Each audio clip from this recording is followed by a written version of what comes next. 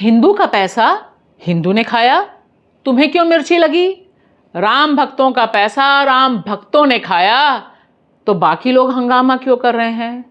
ज्यादा हंगामा करने की जरूरत नहीं है, इससे सनातन फंस जाएगा। ध्यान सुन लो, सनातन का मामला है, सनातन को बचाना है। विपक्ष रामद्रोही है, इसलिए उसे रामचंदे से चोरी जो हुई है उससे तकलीफ हो रही है। पहले वह अपना गिरेबान तो देख ले। ये कहने वाले यूपी के मुख्यमंत्री योगी आदित्यनाथ, नफरती ब्रिगेड के नेता, हिंदू रक्षा दल के अध्यक्ष पिंकी चौधरी और व्हाट्सएप यूनिवर्सिटीज के जरिए आरएसएस, बीजेपी, आईटी सेल के तमाम लोग हैं। भरे पड़े हैं लोगों के फोन इस तरह के व्हाट्सएप मैसेज से। और ध्यान दीजिए, जब से अयोध्या राम मंदिर में चंदा चोरी, अरे नहीं, चंदा डकैती का मामला सामने आया है, तब से योगी आदित्यनाथ विपक्षी दलों पर उनका गरजना तेज हो गया है। वे भयानक रूप से आक्रामक हो गए हैं। चंदा चोरों पर नहीं, आस्था की डकैती करने वालों पर नहीं, बल्कि इस खुलेआम हुई लूट पर सवाल उठाने वालों पर। वह कह रहे हैं, दरअसल हम चाहे चंदा चोरी करें, डकैती करें, जमीन घोटाला करें, ये हमारी मर्जी है, ये हम सब राम के नाम पर कर रहे हैं। खबरदार जो सवाल उठाया।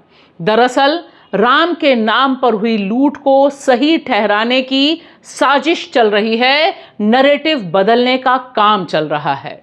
और हमारा पैसा, हिंदू का पैसा अगर किसी हिंदू ने ले भी लिया, भाई तुम लोगों को क्यों मिर्ची लग रही है? तुम लोगों ने, जितनों ने भी ये आवाज उठाई है, मैं उनसे ये पूछना चाहता हूं कि उन्होंने राम मंदिर में जाकर के कितना चंदा दिया, कितने आभूषण चढ़ाए राम जी को? कोई है जवाब किसी के पास? लेकिन सबको केवल एक बात बोलनी है, राम मंदिर में चंदा चोरी हो गया है। अबे तुम्हें क्या फर्क पड़ रहा है? हिंदू का दिया हुआ पैसा हिंदू के पास गया। एक तरफ योगी आदित्यनाथ और दूसरी तरफ नफरती पिंकी चौधरी कर रहे हैं। राम के नाम पर चंदे को लूटने, डकैती डालने वालों को बचाने का घिनौना खेल चालू हो गया है और अब इसकी आंच सीधे सीधे पीएम मोदी तक आ पहुंची है। 40 दिन में 70 बार चोरी दर्ज हुई सीसीटीवी कैमरे पर। मोदी जी, यह कोई छोटा मोटा अपराध नहीं है, जवाब तो आपको देना पड़ेगा, चुप्पी तो आपको तोड़नी पड़ेगी। नमस्कार दोस्तों, मैं आपकी दोस्त भाषा और आप देख रहे हैं बेबाक भाषा पे दो टूक कार्यक्रम। इस दो टूक सवाल के साथ कि जब राम मंदिर बनवाने से लेकर ध्वजारोहण करने का श्रेय हमारे यशस्वी प्रधानमंत्री बटोरते हैं, तो उनके नाक के नीचे इतनी बड़ी डकैती का क्रेडिट भी तो उन्हें ही जाना चाहिए ना। ये जो नफरती आलाप का जाप शुरू हुआ है कि सवाल पूछने वालों उन हिंदुओं को डराया जा रहा है, दरअसल यह गैर कानूनी है और हिंदू विरोधी भी है। चंदा चोरी करना अपराध है, क्राइम, रिमाइंड यू, क्राइम है। कानून के मुताबिक कार्रवाई होनी चाहिए। चंदा चोरी करने वालों को सनातनी बताकर जो बचाने का काम चल रहा है, दरअसल वह भी अपराध है। योगी आदित्यनाथ, पिंकी चौधरी जैसे नफरती उन्मादी, उनसे बस एक सवाल पूछिए, राम मंदिर चंदे में चोरी करना, डकैती डालना अपराध है या नहीं? हाँ ना में जवाब देना चाहिए उन्हें कि यह अपराध हुआ है। और इसके लिए योगी सरकार भी जवाबदेह है, क्योंकि उनके नाक के नीचे सीधे सीधे इतनी डकैती हुई जिसका एक सिरा योगी आदित्यनाथ और दूसरा जाकर ठहरता है परम पूजनीय सदा विस्मरणीय प्रधानमंत्री नरेंद्र मोदी जी के पास। लेकिन यहां देखिए, ये तो उलटबाजी ही चल रही है। जो लोग सवाल पूछ रहे हैं और जो पॉलिटिकल पार्टी सवाल पूछ रही हैं, उन पर ही हमला बोला जा रहा है कि अरे भैया, तुम किस मुंह से सवाल पूछ रहे हो? अरे देश के 140 करोड़ लोग सवाल पूछेंगे, आस्था का सवाल है। अब कांग्रेस ने सारी चोरी लूट का ठीकरा नरेंद्र मोदी के सिर पर फोड़ दिया है। बहुत सही कहा है कि भूमि पूजन से लेकर शिलान्यास सब मोदी जी ने किया, उद्घाटन से लेकर प्राण प्रतिष्ठा सब उन्होंने की। और सबसे इंपॉर्टेंट बात मिस मत कीजिएगा, राम मंदिर ट्रस्ट बनाया मोदी जी ने, इसके सदस्य उन्होंने ही सेलेक्ट किए और इस ट्रस्ट को सूचना के अधिकार के दायरे से बाहर रखने का काम भी उन्होंने किया। फिर बताइए क्यों वो चुप हैं चंदा चोरी पर? यह सवाल तो पूछना चाहिए ना, यह सवाल तो जनता पूछेगी ना कि जब राम मंदिर का सारा क्रेडिट मोदी जी के कंधों पर है, तब फिर इतनी बड़ी जो डकैती पड़ी है उसका क्रेडिट भी तो मोदी जी के कंधों पर जाना चाहिए। हमें जरूर बताइएगा, जाना चाहिए या नहीं? क्योंकि जब आप श्रेय लेते हैं तो आपको सच का भी सामना करना पड़ता है। राम मंदिर बनने का फैसला उच्चतम न्यायालय ने लिया। भूमि पूजन किसने किया? नरेंद्र मोदी ने। शिलान्यास किसने किया? नरेंद्र मोदी ने। उद्घाटन किसने किया? नरेंद्र मोदी ने। प्राण प्रतिष्ठा किसने की? नरेंद्र मोदी ने। ध्वजारोहण किसने किया? नरेंद्र मोदी ने। ट्रस्ट किसने बनाया? नरेंद्र मोदी ने। किसने उसमें चुन चुन के सदस्य डाले? नरेंद्र मोदी ने।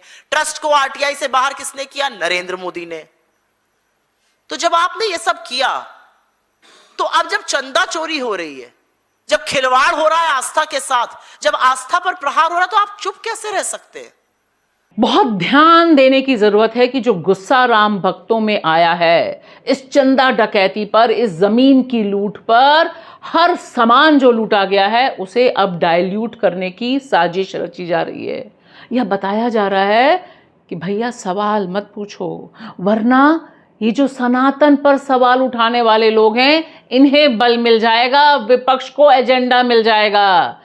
बजाय इसके कि योगी जी माफी मांगे, मोदी जी माफी मांगे और चंपत राय सहित सारे ट्रस्ट को भंग किया जाए, ड्रामा ही बदलने की कोशिश हो रही है। नई स्क्रिप्ट लिखी जा रही है। और इस मामले में एआईएम के जो लीडर हैं, सांसद हैं ओवैसी, उन्होंने बिल्कुल सही कहा है कि अगर एक भी चोर इसमें मुसलमान होता तो सोचिए क्या होता, चुटकियों में उसका एनकाउंटर हो जाता, उसका घर गिर जाता।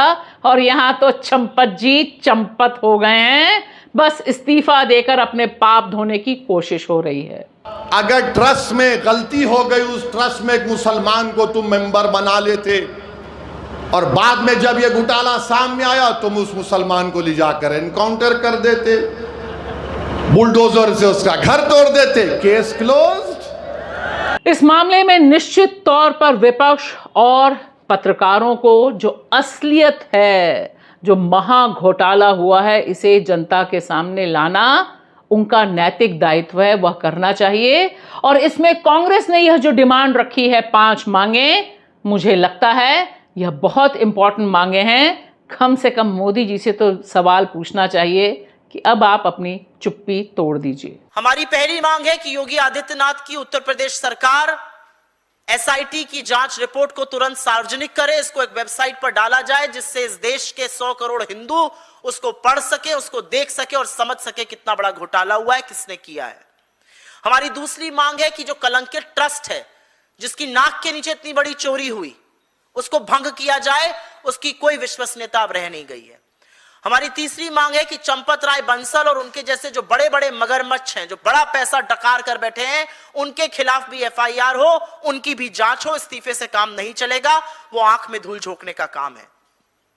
हमारी चौथी मांग है कि जब 40 दिन में 70 चोरियां सामने आ रही हैं, तो शुरू से जो चढ़ावा चढ़ा है उसका निष्पक्ष ऑडिट हो, स्वतंत्र ऑडिट हो। देश के प्रधानमंत्री जिन्होंने भूमि पूजन से लेकर शिलान्यास और उद्घाटन, प्राण प्रतिष्ठा सब किया, शंकराचार्यों को किनारे करके किया, हर मान्यता को ताक पर रख के किया, श्रेय लेने के लिए किया, आज इस चंदा चोरी पर, इस महापाप पर चुप क्यों है? उनको अपनी चुप्पी तोड़नी पड़ेगी। इस देश से हिंदुओं की आस्था को आहत करने के लिए, विश्वासघात करने के लिए, धोखा करने के लिए माफी मांगनी पड़ेगी। और हमारी अंतिम और सबसे जरूरी मांग है कि इस पूरे महाघोटाले की जो जांच है वो सिटिंग सुप्रीम कोर्ट जज की निगरानी में हो, जिससे सच सामने आए। क्योंकि एसआईटी जो बाबुओं से बनी हो और बाबू को ही जाकर रिपोर्ट दे रही है, कातिल और मुंसिफ एक होकर सच सामने नहीं आ सकता है। धर्म को ठेस पहुंची है, करोड़ों हिंदुओं की आस्था पर प्रहार हुआ है, लोगों ने अपना पेट काट कर जो चंदा दिया था उसकी जबरदस्त चोरी हुई है, और सच सामने आना जरूरी है।